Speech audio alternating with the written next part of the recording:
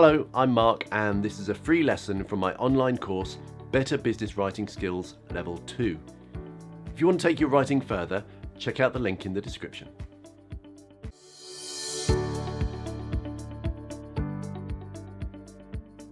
Monroe's motivated sequence. In this lesson, I'm going to introduce you to a structure that many of us see every day without even realizing it. It's a structure that shapes so much of what we read and hear in speeches, comment pieces in newspapers and advertising.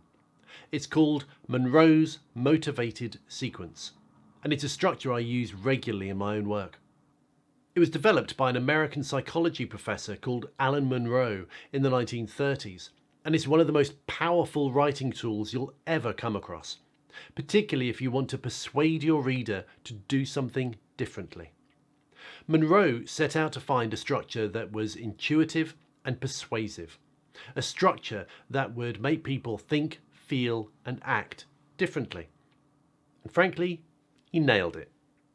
It goes something like this. First, I grab your attention with a dramatic image, a bold statement, a joke, an intriguing question, or a surprising statistic.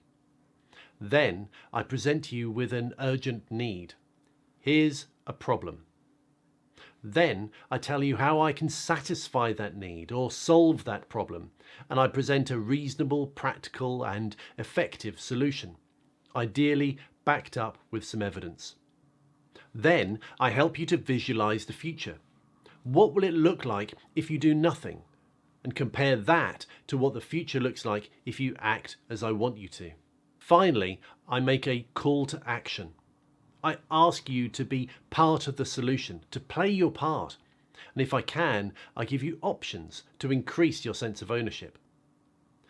Let's go through that again, but this time as if I was a TV advertiser trying to get you to buy some washing up liquid.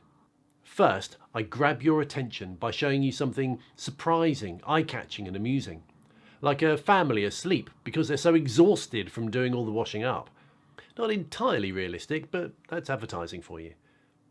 Then I show you the problem. A huge pile of dishes that someone's going to have to deal with. Then I present a solution.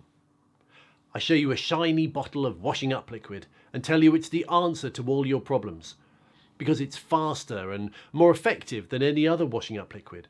Maybe I use a statistic. It's 113% more effective than its rivals.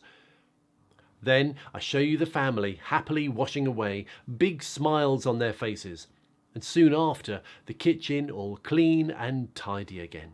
Finally, I show you the bottle of washing up liquid and encourage you to buy it, ideally ending with some snappy slogan or call to action like "Buy Wipe Away today because life is for living, not doing dishes."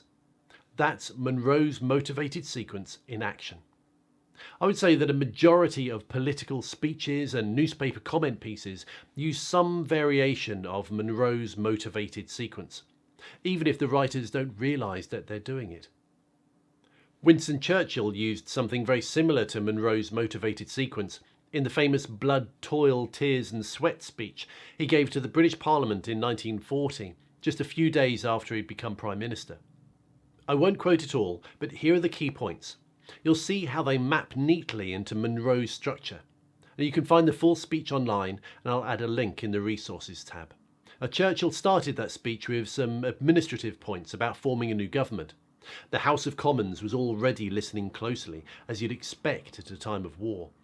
But then he grabs their attention even closer with the following statement. It must be remembered that we are in the preliminary stage of one of the greatest battles in history. Then he presents an urgent need. We have before us an ordeal of the most grievous kind. We have before us many, many long months of struggle and of suffering. After that, he satisfies that need by explaining the solution. You ask, what is our policy? I will say it is to wage war by sea, land and air, with all our might and with all the strength that God can give us. He helps us to visualize the result of adopting that solution. You ask, what is our aim? I can answer in one word, victory.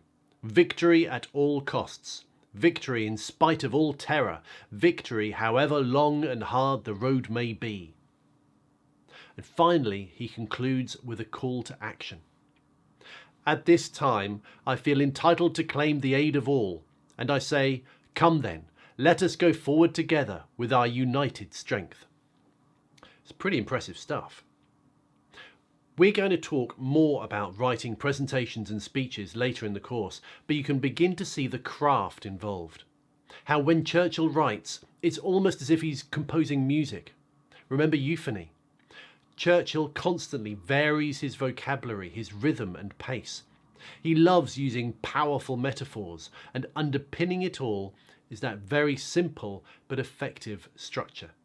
Because he wants his nation at war, to think, feel and act differently.